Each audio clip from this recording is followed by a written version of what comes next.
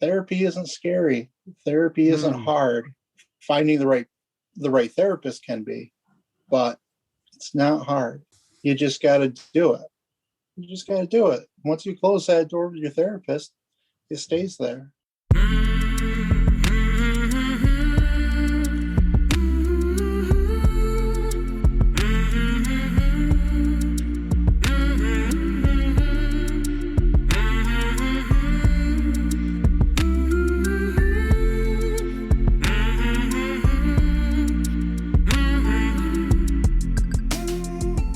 Hey there, my name is Sean, and this is Suicide Noted. On this podcast, I talk with suicide attempt survivors so that we can hear their stories. Every year around the world, millions of people try to take their own lives, and we almost never talk about it. And when we do talk about it, many of us, including me, are not very good at it. So, one of my goals with this podcast is to have more conversations, and hopefully better conversations with attempt survivors. I am going to keep trying. Now, if you are a suicide attempt survivor and you'd like to share your story, I'd love to talk. Please reach out. hello@suicidenoted.com or on Facebook, Twitter @suicidenoted. We are talking about suicide, so this may not be a good fit for everyone. Please take that into account before you listen. But I do hope you listen because there is so much to learn. Special thanks to all of our attempt survivors who have shared their stories on this podcast thus far, and all of our listeners around the world who have tuned in since July when we launched. If you'd like to help us out, well, let people know about the podcast. You can rate or review it if you listen on Apple. That really does help.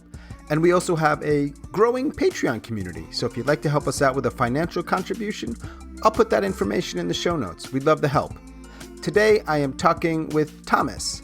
Thomas lives up in Pennsylvania, just on the Pennsylvania-New York border, and he is a suicide attempt survivor. Hey, Thomas, thanks so much for being here. I appreciate it. Appreciate you finding me and then wanting to do this and joining, man. I do. Well, I appreciate you doing the podcast, man. We trying, right? It's a great listen, by the way. Oh, thanks, man. I'm working on it. I'm figuring out how to make it a little bit easier on the ears, but thank you. Right. I am curious. You heard the podcast and something in you decided to reach out. So what's going on there? What compelled you to reach out? Well, I work in the peer support business, so I'm very used to sharing my story and sharing my struggles.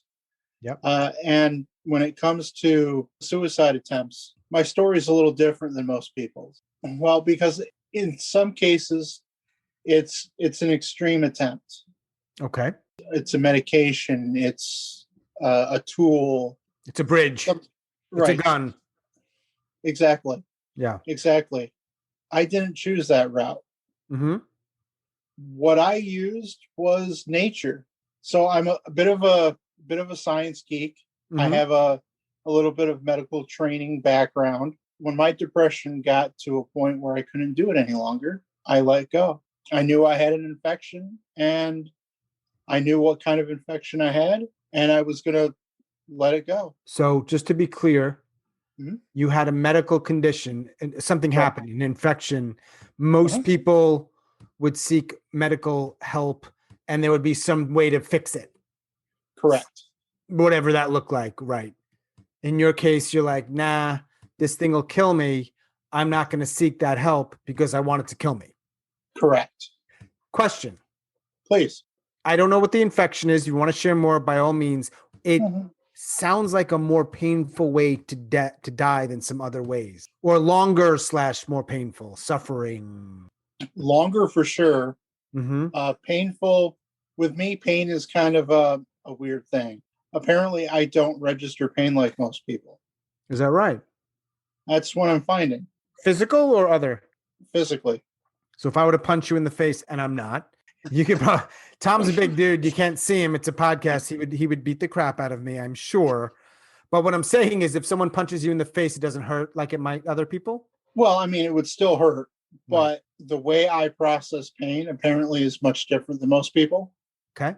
And I didn't realize that till the last couple of years. When was this going down, the infection, and then the decision not to treat it?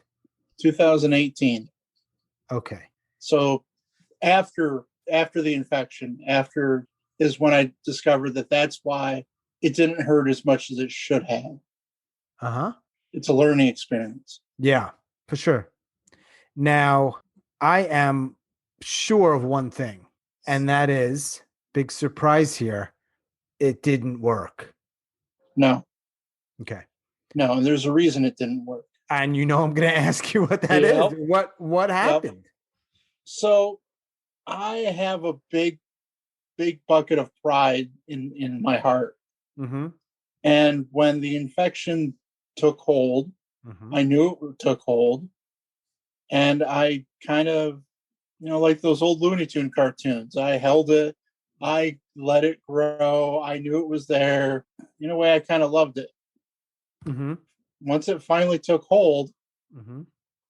my body reacted by not letting me sleep Mm-hmm. and not letting me eat. Well, And that will kill you also. I wasn't going to starve to death. So you ate. No, I didn't have a choice. By that point, my body would not take in food. Okay. And that's when I went to the hospital. To treat the infection so you could eat food. Correct. So you didn't die of starvation. Correct. Because you have pride and something with your pride. Yeah. Yeah. Because that wasn't going to happen. If the infection took me in my sleep, right. So be it. Right. How many people in your life knew about this thing? Before I ended up in the hospital? Yeah, we'll do it before and after. Before, nobody. Yeah. So you were doing this, essentially killing yourself slowly alone. Correct. It was after going to the hospital, I kind of, when it hit me that subconsciously I'd been building a support system, a very large support system. Mm-hmm. And though it was a little rusty, all it needed was polish. Mm. So people came through for you. Yeah. One of the things that comes up on this podcast is, look, you tried to end your life. It didn't work. You're still here. Let's not kid ourselves. It doesn't mean everything's rosy, right? You're still going back to life, the same life. Yep. It might have been very difficult. So I have more questions around the sort of what led up to it and the other. But when you're in the hospital and all right, you get fixed up and you can eat food, what happens, man? I'll never forget the second day in the hospital. The first day they were just trying to figure out what specifically was wrong with me. Yeah. We knew I had a kidney infection, and we knew it was a pretty bad one because of all the signs and symptoms and everything that was happening. But the doctor on the second or third day came in, he sat down on the edge of the bed and he said, the infection is so bad that it's a miracle you could even walk in here. And we're going to try the strongest antibiotics we have, and we don't know if they're going to work. And if they didn't work, what would have happened? I don't know. I didn't ask that question.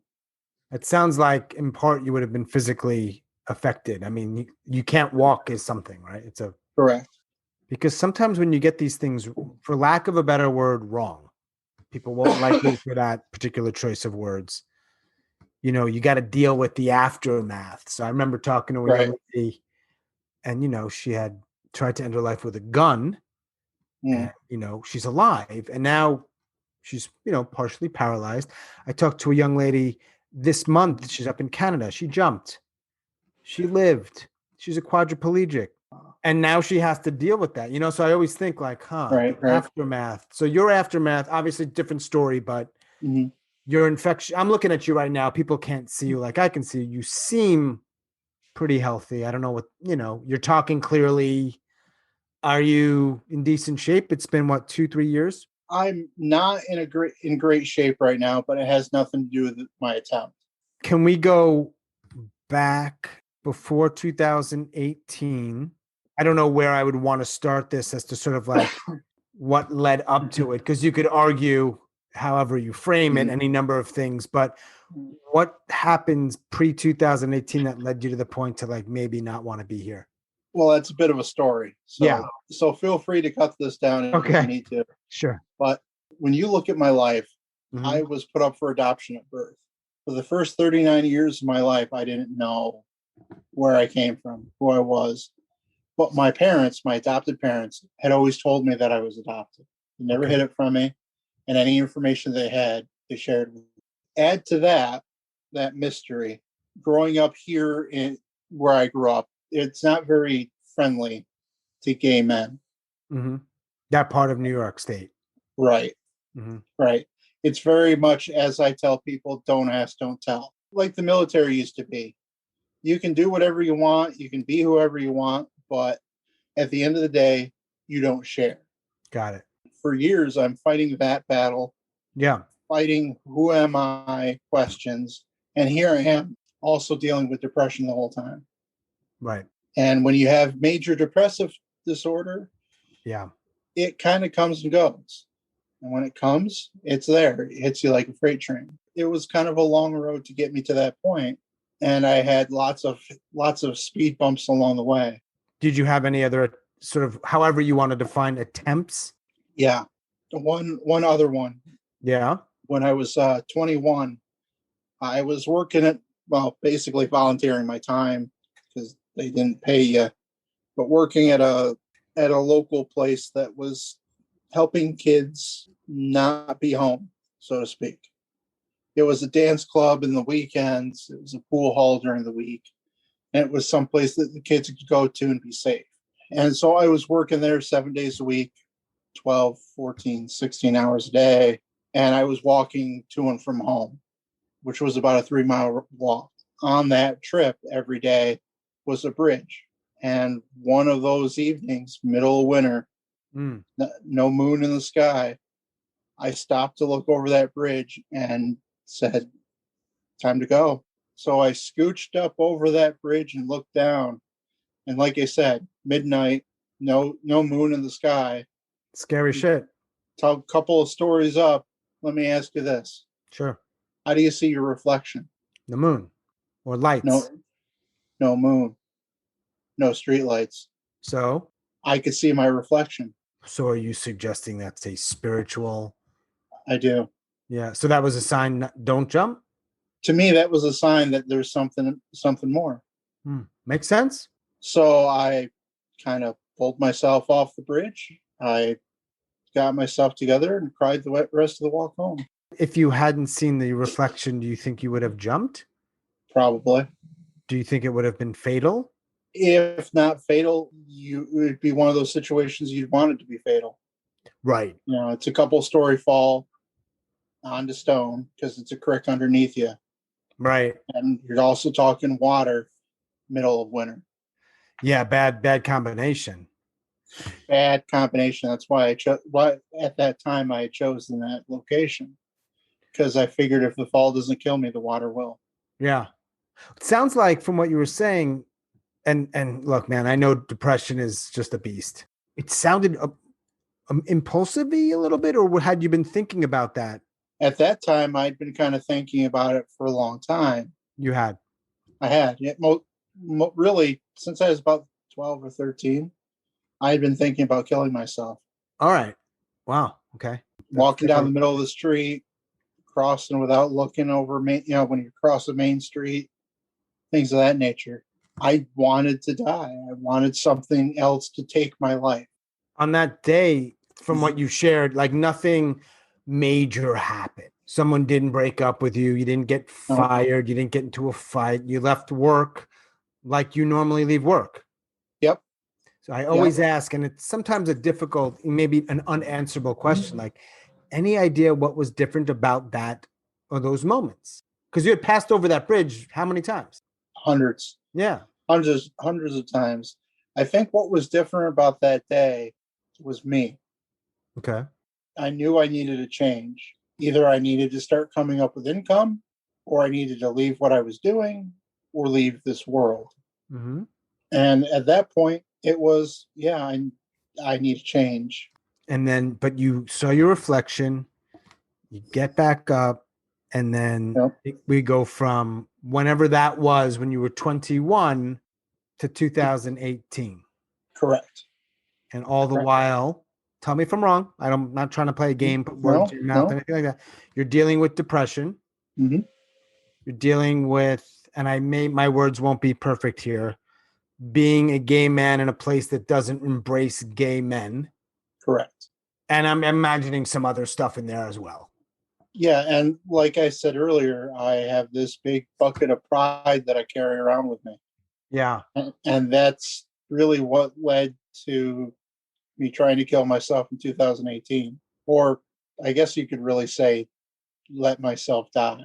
I had lost a really good job earlier that year, and I wasn't having any luck finding anything. Mm. And I knew my unemployment was getting close to running out, and I wanted it out. Yeah. I wanted it out. This is all happening. Did you grow up in the same area where you are now? I did, yeah. That part of New York? I did, yeah. Do you think that what happened with your infection was also something, a sign from above or somewhere else? Like the reflection? I never thought of that, but Mm. maybe. I know with the infection, I ended up spending 7 days in the hospital. And in those 7 days, I met some amazing people. Because when I went to the emergency room, I was honest. Mhm. I know I have this infection and I wanted it to kill me. They knew about you and what you were Yeah. really doing. Yeah, I was honest. In a way, that's kind of why I'm doing what I do now, Mm-hmm. is because of honesty, of being treated with respect because I was honest. I'm glad they did it that way because I don't think every place does it that way. I'm really glad to hear that. Yeah. I wasn't shipped right off to a behavioral science unit. I was in the regular hospital for 7 days, but I wasn't alone. Mm-hmm. Somebody was there the whole time because I was on suicide watch. Basically, I'll never forget two of the people that came and sat with me. One of which is still a very close friend today, but one we'll just call him A for right now, just out of privacy and politeness to him. That's a cool name. Well, A's good. Yeah. So A was from Egypt, and I'm a huge nerd. So I'm like, okay, tell me about your culture. Tell me what the news media doesn't tell us about Egypt. One of the things that he taught me in the couple of days that he sat with me is in his culture, and this is something that I use every day today. It's something I truly took from it. Was in his culture, there is no good time and bad time. It's 7 good, 7 bad. So for every 7 good days you will have guaranteed 7 bad. Part of it. It's just how it is. Mm-hmm. So no matter if you've got a bad day or a good day, the opposite will come. It's powerful. Yeah. It's a powerful message. Hopeful. It is. When you think of it that way, sure, I might not be having a good day today or yesterday, or I might not have a good day tomorrow, but I will in the future. Mm-hmm. I can look forward to those. So when you got out from the hospital, mm-hmm. and you had said there's a second person, right? I don't want to forget about. We'll call them Correct. B. We'll call them B. All right, we'll call him B. A was from Egypt and talked Yep. to you and shared with you the 7 good, 7 bad. Right. And what did B do for you? So B, I'm still very good friends with today. In fact, he's kind of become one of my best friends. He looked at me and said, no matter what the hell has ripped your life this far apart, I've been there. I've done it. I've lived it. I live it every day, and I'm still here. After a time, he started sharing his story with me and his struggles. And it's that him sharing his struggles with me and me being able to understand where he's coming from, because he's a local guy too. Yeah, it was a guaranteed friendship. When he found out that I was moved from the hospital to the behavioral science unit, it really kind of hurt him because he wasn't able to say a proper goodbye. But since then, he's looked me up and we've become very close friends. And he's a blessing. Both of them sound like they were really important. Obviously, you wouldn't have brought them up. Right. Behavioral science sounds almost like you were a lab rat. It does sound that way. Is that like a mental health facility of some kind to stabilize you? Yes. Yeah. How long were you there for after those 7 days when you got the infection treated? About a day and a half. Is that it? That's it. And part of that was because I'd spent 7 days processing Yeah. The folks that sat with me, most of them were kind of poking me, prodding me the whole time to kind of work through where I am in my head. Yeah. And so the going to the BSU, as we'll call it, that first night, I really couldn't sleep. Mm-hmm. I had spent a week in a hospital, Mm-hmm. The next day when I finally got to speak to a psychiatrist, he ran through a bunch of his little questionnaire tests. Sure. Yeah. And I told him that this isn't how I felt a week ago. This is how I feel now. And so he and I had a very long talk about where I was mentally, where I was even recently in general, where I was. Yeah. With his help, he got permission to send me home with the understanding that I would go to not just go and get myself a therapist, but go to a month of very rigorous group therapy. DBT or CBT? Yeah. Yeah. And it kind of led me to where I am now. So I was going to ask you that before 2018, this big incident, Mm-hmm. you were been diagnosed with depression. Was that a self-diagnosis or a formal diagnosis? A mixture of self-diagnosis and looking back with therapists since and psychiatrists. So you were getting some help from therapists during that. Well, I don't know if they were helping you. You were seeing therapists sometimes. Till after my attempt in 2018. Oh, wow. So you were really just trying to gut it out, tough it out for a long, long time. No meds? Right. No med. Well, since I have tried meds and they don't work for me, I kind of get stuck and not stuck in a good mood or stuck in a neutral mood, stuck in what I consider a dangerous mood. Right. Meaning if my mood is stuck up, I can't process anything bad when it happens. And to me, that scares me. Mm-hmm. You asked, did I have a diagnosis beforehand? Kind of a self-diagnosis. I have a background in medical coding and reimbursement. Mm-hmm. So I'm very well read on anything that interests me medically. Mm-hmm. I can kind of read into it and break it apart logically because I'm a scientific kind of guy. So I very much knew I had some mental health issues. My biggest fear, though, was that I was bipolar. I'm not. You're not. I am not. And all that time, 12, 13 years old, mm-hmm. At least that's when you said you started to think about dying. Yeah. All the way through 2018. Mm-hmm. Did you drink? Did you drug? Did you do something to just deal with all the stuff? Did you do any sort of self-harm? How did you deal with that? Funny story that I can't get drunk. I wish I had that problem. I really wish, Tom, I had that problem. I mean, I can, but the moment I get to that point where I'm drunk, I instantly become suicidal. Wow. And that's a hell of a level of awareness you have there, though. It is. So you don't drink? Not to excess. I might have a whiskey now and then, but that's it. Good taste, man. Whiskey, yeah. And no drugs? No. I'm not judging because I've used a lot of drugs mainly to cope. I'm diagnosed shit and I'm like, I want to feel better. Why do people do drugs? One reason, I want to feel better. That's what I did. My drug was Coke. Mm-hmm. Expensive drug, by the way. Yeah, if you're going to choose a drug, I mean.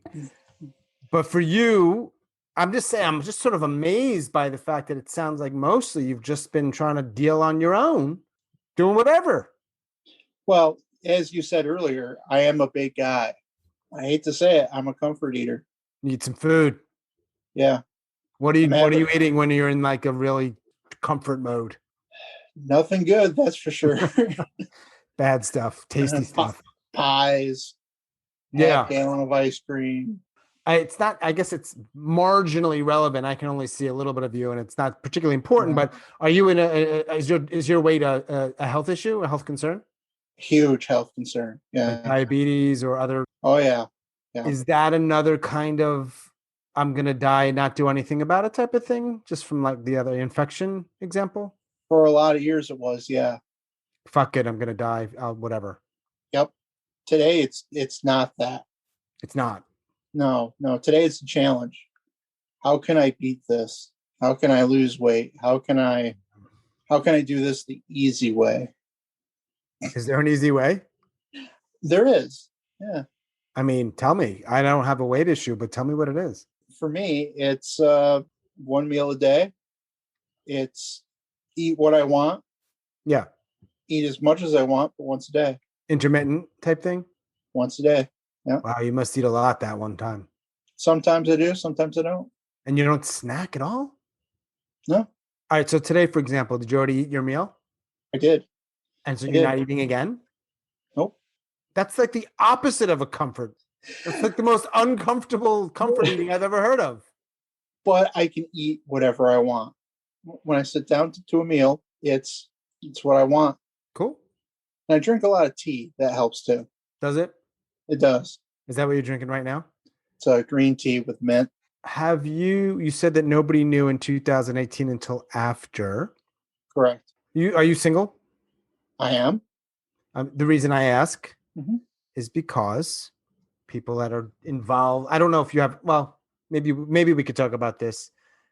If nobody knew, I'm going to assume that you're not either you're not close with your family or there's just certain things you don't talk about. Like people have all kinds of different dynamics in their family. You Yeah. mentioned about the adoption and then it didn't come up Mhm. again. So I'm wondering if there's something else there about that's kind of related to this. In a way, yeah. I'm raised as an only child. Mm-hmm. I've always been a little independent. So I've always been kind of alone. Mm-hmm. A lot of it's by choice, though. I'm sure. Yeah. In 2018 and after, not just then, Mhm. you were solo. So there's nobody Correct. there to be like, Tom, dude, let's take a walk. Correct. Let's go to the fucking mountains or something. No. No, nobody here. Nobody here. Right? I mean, and it what- matters because if there's somebody's a long way away, it's not Right. as easy to get to you. In fact, one of my closest friends who grew up here is currently living in California with his wife and kids. And he was one of the first people that realized something was up in 2018. How did he know? He had lived it. He's got family that have attempted suicide, succeeded in suicide, mental health issues run throughout his family. So he was seeing it. And when I didn't show up online for 2 or 3 days, he's calling people back here going, where is he? I see. Where is he? Right. So when you went and I'm not pressing, I'm asking more because it's such a unique thing that you share, right? It is. So when you say that, hey, I'm going to let this infection take me, Mhm. It sounds like you don't know if that's a day, a week, a month, like you just don't know. So, but at the same time, you're checking out, you're not showing up on social media, you're isolating. That's all part of it. Absolutely. Okay. Absolutely. As far as time frame goes, I knew that I had an infection, and I knew it was probably a kidney infection in late August of 2018. Kidneys. And I didn't end up in the hospital until December. Painful. Yeah. I would imagine. I mean, uncomfortable. As I said earlier, Payne and I don't have the same have Right. a regular relationship. Yeah, in fact, the doctors were very. Wait, you're not in pain? right. Yeah, I knew it for a while. I was waiting for it. And you got out in 2019. What, the early part of 2019? No, I was out in 2018. 18. Yeah, I was only in the hospital for 8 days. All right. Yep, you did say that. So what was it like all of 2019? And then, of course, this last year, which is a especially bizarre set of circumstances. I mean, you're obviously still here, so we know that you didn't try again. Well, I don't think you tried again or you would have brought that up. I have not tried again, but it's still something I deal with every day. Ideation. Absolutely. Do you, or are you able to, or do you want to ever bring that up? Because you're talking about honesty. Are you able to bring that up in your work as a peer support counselor, or what is the word? We use the term just peer support specialist. Specialist. Do you get that specialist. real with them, or is it just I sure do. Yeah. I sure do. It's part of it's kind of what I call part of my opening package. When I go in to meet with somebody for the first time, we're most of the time in their home, and I sit down and I kind of share little bits and pieces of my backstory about where I am right now, where I have been. Over time, I've had a couple of my people for close to 2 years now. Sometimes we get into those very heavy conversations of, yeah, I've wanted to kill myself and I understand where you're coming from. Or, yeah, I deal with depression every day and here's what I do to cope. Because we walk in the door to try to help people cope and deal with by example. Amen, man. Do you like your job? Love it. Absolutely love it. You think you're good at it? Well, I've found out today I'm at least one of the better employees in the company. Is it a private company? We're a not for profit. You could argue, you could posit that were there a higher power on the bridge or in the hospital, I mean, this could be one reason why this kind of work. As one of my coworkers would say, trust and believe it is. Yeah. Like, we don't need proof necessarily, but it's a good belief. It makes sense. And yeah, it sounds like the stuff you've gone through, it's just got to make you better at this job. However you define better. It's not only better, makes me better at the job, it's also a requirement. You cannot get the certification without a history. What kind of history? How? You have to have a documented history of mental illness. Oh, shit. So everybody in this field has some history. Yeah. Whether it's a little bit of anxiety, a little bit of depression, or something more extreme. In fact, the individual who trained me, kind of one of my personal heroes and a good friend, lives every day with paranoid schizophrenia. Different beast right there, man. And if you didn't know that's what his diagnosis was, you'd never know. Yeah. He's treating it. Yeah, absolutely. Absolutely. In fact, he's one of the reasons I reached out to you. Really?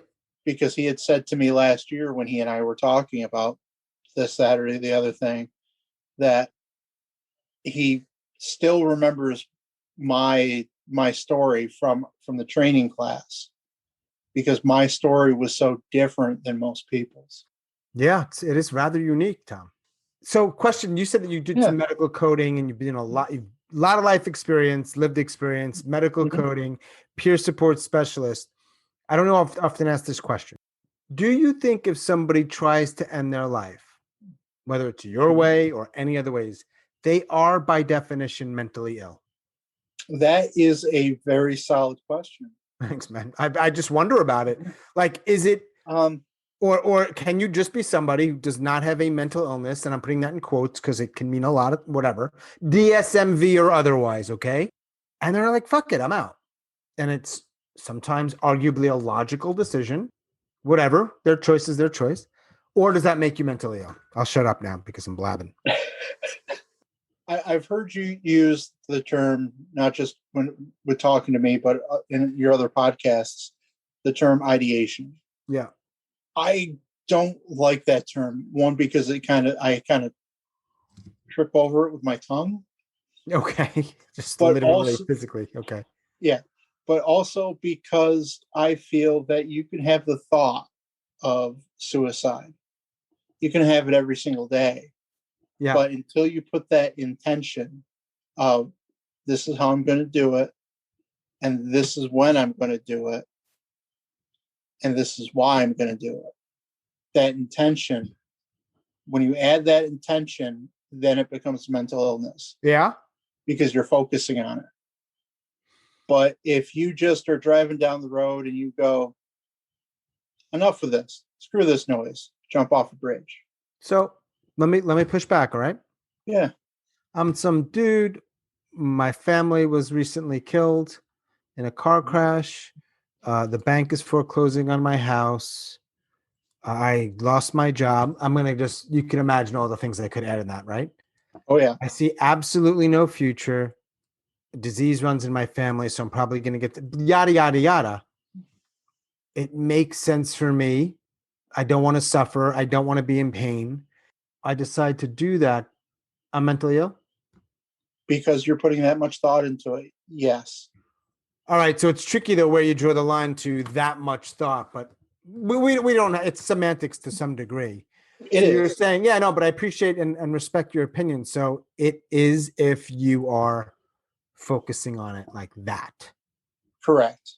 Mm-hmm. On the other side of things, all that's going on in your life, you just lost your job, you're driving down the road and, oh, look, here's a bridge that I can jump off of. If you don't put any thought in it, that's, I think, where, what's the term I'm looking for? Impulsive? No, the stereotype. That's the massive minority, I believe, of suicides are that kind. Correct. I mean, they're just not that common. And these are a question that there's no answer to it. There's only conversations or anecdotes or whatever. Even if you're going down the road and you jump off bridge jump, it's not coming out of nowhere usually. No. That seed was planted somewhere. I can't say for sure. I don't think most people think that way. I'm just going to jump. Fuck it. I don't think so either. And I think that's where the word intention comes in. Mm-hmm. If you're putting that much intention, that much thought, then there's something else going on. If you're not dealing with a diagnosable anxiety or depression, you're at the very least missing a coping skill. Yeah, that I would definitely agree with. Now, it's been over 2 years since you got out. Correct. And person number A said 7 good, 7 bad. Mm-hmm. So can we go back? There have been some 700 and something days, if maybe 800 days, if my math is correct. Your math teacher. Something like that. Was he right? Yeah. Yeah. There's definitely a balance of good days and bad. What about today? What was today? Today was a me day. What does that mean? What that means is I only had to work for an hour. Sweet. And it was just a meeting with my boss. Mm-hmm. And the rest of the day was about me and self-care. Okay. Now, some people who like their jobs would want to work because they don't want, you know what I'm saying, right? I do. I like my job. I'm better. Let me just work. I don't want me time, but you're okay with that. Well, I've been there. Yeah. I've been there. And unfortunately, or fortunately, depending on how you look at it, I have discovered that though medication doesn't necessarily always work for me, I very much need a therapist. Mm-hmm. I need therapy. Mm-hmm. There's a lot of things to work through. I'm in my early 40s. There's a lot to work for, a lot of work to work through. It's been an amazing journey just sitting down with my therapist for these last couple of years and just talking about things. Same therapist the whole time? No, I'm actually on my second. The first, who I miss often, she moved on and bettered herself. She moved on to a job she wanted. Okay. And so she chose her replacement for me. So I felt I was in good hands. So really for the last year and a half, I've been with the same person. And part of that's been Zoom. I mean, you were able to see your therapist in person this whole time? Funny story that 2020 wasn't a year that almost existed for me. I was hurt at work, and so I was off of work, off of life, recovering. At home? So, yeah. You were recovering from a work accident at home? For a lot of this past year? A good chunk of it. Wow, that was hard. That must be hard. When I went into the hospital, it was February. I wasn't able to go out on my own until June. Wow. When we talk about suicide or mental illness, this is a very big, sort of broad question. Hospitals, treatment, you name it. Do you have any myths that you want to dispel or call bullshit on? One of the big ones for me is therapy. Therapy isn't scary. Therapy isn't hard. Finding the right therapist can be, but it's not hard. You just got to do it. You just got to do it. Once you close that door with your therapist, it stays there. Do you think a lot of people are not open to therapy or scared of therapy or something? They don't get it. Around here, therapy even today is very much, oh, you got problems. You go see a therapist every week. Any idea why that is? I mean, what is that about? It's not just your area, by the way. It's a lot of areas. It is a lot of areas. It comes down to education. Yeah. It really does come down to education. When you grow up and you only see a certain thought around you, your parents only say a certain thing. Sure. It doesn't matter if it's true or not. Right. That's what you're going to learn to do. Yeah. And around here, education of mental illness doesn't exist. But isn't that almost like a crime? It should be. Like, if you had a culture that was not feeding certain people, and in some ways we do have that culture, it would be criminalized. You would be a criminal, or you would at least, I mean, you couldn't do it. You can't do it. And we do it. We sure do. You don't. I mean, I don't think. No, you absolutely don't. And you don't either, man. I mean, no. Now you said you're in your early 40s. You're getting therapy. You've survived 2 not so typical attempts or near attempts. You have food that you can eat. There are lights on in your home. I can see one above you. Yep. Yeah, I could continue with this narrative, but you know where I'm going. Yeah. All that said, you have the ability to laugh. You just did it. Do you think that you might try again? Yes. Yes. All that stuff I just said, Tom. I know. I'm not trying to convince you otherwise, but all that stuff, and yet you say yes. Yes. Okay. I knew you were going to ask me this, and I've been thinking about it. Yeah. No. Honestly, yes. With the way my brain processes things. Yeah. Because of the major depressive disorder, there are days that I just kind of slump. There are weeks that I just go into a slump, a rut. Thankfully, now that I have a therapist that checks in on me every week, as well as I have a community of friends, a circle, that knows the warning signs, it doesn't get that bad. You don't spiral. Or don't spiral too badly. I have coping skills. I have people to reach out to go, hey, I need help, or hey, let's do something, distract me. I've had 50 plus of these conversations. I don't have any definite absolute takeaways that apply from but I think one of the things I've figured out, and this probably won't come as any surprise, not to you or anyone who's listening, probably, the difference for people is what you just said. The people who make it and don't, they have people in their lives in some form, in some way, that are there for them, that check up on them, and if they don't, you're I'm hesitant to say if you don't have people in your life, you're not going to make it. I don't think that's the case, but it's hard as fuck. Yes. And you are at risk, and it is amplified a lot when you are trying to ride this thing out solo. It doesn't work. Not only does it not work, it's also a lot harder.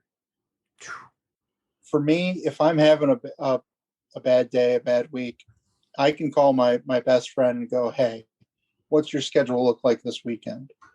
Or, hey, I just need to talk. And he's not going to come out here just to, sit with me and hold my hand or coddle me, because that's not what he's there for. Mm-hmm. He's there to give me that look in the eye, or to say to me, dude, what's wrong, get it off your chest. He's there to pull on me like a claw hammer pulling a nail until I pop. That's his lane, man. Once I pop, then it comes out like Niagara. Yeah. It flows. Yeah. At the same time, I'm there for him because he's also had his struggle. You didn't leave a note, did you, on that? There was no. Did you leave a note in 2018? Did you say goodbye to anybody? I've never left a note. I mean, and that could also be like an email these days. Right. Something on Facebook or another social media platform hinting to people, hey. Or by 2018, I built an online community of gamers. There was a few of them that knew I was struggling, but I don't know how much they knew until afterwards. I didn't completely hide what was going on. They knew there was days that I just didn't feel well, physically didn't feel well. There were days that they knew my back hurt. Mm-hmm. One of the huge warning signs of kidney infection. Oh, is that right? Oh yeah. There were days that we had planned a big gaming event and I would be there for 10, 15 minutes and I'd log out. Signs. Yeah. For anyone who's listening, I do send my guests a set of questions. I don't always ask all of them, but they typically come up in conversation. I'm kind of asking you as Tom, but also you as Tom, not just survivor, but also peer support specialist and whatever else. Is there a question that you want me to ask you that I haven't asked you? Not that I can think of, but a question that I always ask my peers, the people that I work with. Yeah. Especially if they start talking to me about thoughts of suicide or thoughts of self-harm, is why? Why are you doing it? Is it because you need a release? Yeah. Are you thinking of it because you don't want to be here any longer? Are you thinking about it because it's just too hard to move forward? I love that question. People get upset with me when I ask it, right? Mm-hmm. Can't ask why. And I think to myself, do whatever the fuck I want. Exactly. I mean, I don't know if that's responsible, but I can ask Tom why he did what he did, and maybe he'll know, and maybe he won't, and we can talk about it. If I'm in your role and in the way that you are as a peer support specialist, I mean, did we answer that in part though? The why behind your attempts or near attempts, or is there more there? I think I did. Yeah, I think I did. If you get emails and people wanting to ask more, then we can figure that out. But I don't get that many emails, man. But anytime a guest is open to continuing the conversation, particularly with listeners, and they give them a way to reach out, I encourage that if they're open to that, because I think it can be very powerful. I really appreciate you being so open. I knew you would be. I figured you would be. So I thank you for that. Well, I very much appreciate you having me on. And my pleasure. It means a lot to me. Ditto. And I'd like to believe that people hear it and it helps in some way. Who knows how? Who knows who needs to hear you or whatever other guest? You just don't know. And occasionally, occasionally people will reach out and say something or via review, and that's like, cool. But I there's probably others who they don't reach out, but wherever they are, the power of a fucking podcast on this little phone, right? Wherever they're listening, it's like you just. And I know I found you on a night that I needed help. Is that right?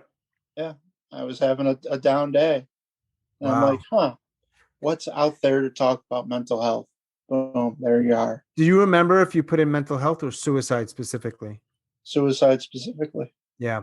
Yeah. But I'm always looking for good mental health talks because A, I do it for a living. Yeah. And B, it's more important today than it ever has been. Ever has been. You would think we were getting better at it. And maybe we are. Maybe it's just a really long, windy, big road. Sometimes it feels like we're going backwards. Maybe I'm in my own little world and it's a very narrow, myopic view of things. I don't know. You're in the field. What do you think? I would probably say it's about to change in a big way because of the pandemic, in a good way. We just have to get there. We as a society, we already have the next generation telephone. It's called the internet. And we're already having our Reagan event. We also just had a Sputnik event. It's coming. I just can't tell you when. Just keep doing what we're doing, man. It's cliche, but it's true, right? Like, just keep doing what you're doing. But like, hey, one of the reasons I do this is for me. It's selfish. Or as I often say, no matter where you go, there you are. Yeah. I haven't really learned that lesson yet. I mean, I know it. I'm just like, I still don't really follow that. I'm just like, I'll just do that and go over there. It'll be better. Everything's going to be better than there. There's no then and there. I don't want to get all Buddhist on you. I get all Zen-y. It's like, all right. But I understand why people do that. I get it. Yeah. Go for it. And hey, if it works, great. I never really know how to end these other than just saying, keep doing what you're doing, stay strong. And I'm fucking glad you didn't die. And because you're doing good shit for yourself and others. So I'm glad for that. I'm trying. Me too, Bob. All right, man. Talk soon. Shoot me an email. And thanks again. Will do. All right. Have a good night, man. Later. Bye, Tom.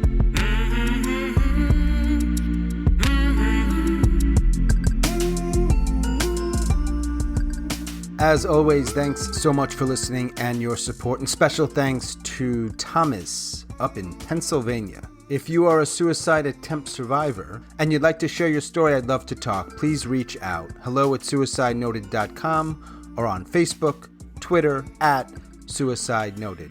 And remember, if you'd like to join our Patreon community, I'll include that information in the show notes. We'd love the support, and we could use it. That's all for episode number 51. Stay strong. Do the very best you can. I'll talk to you soon.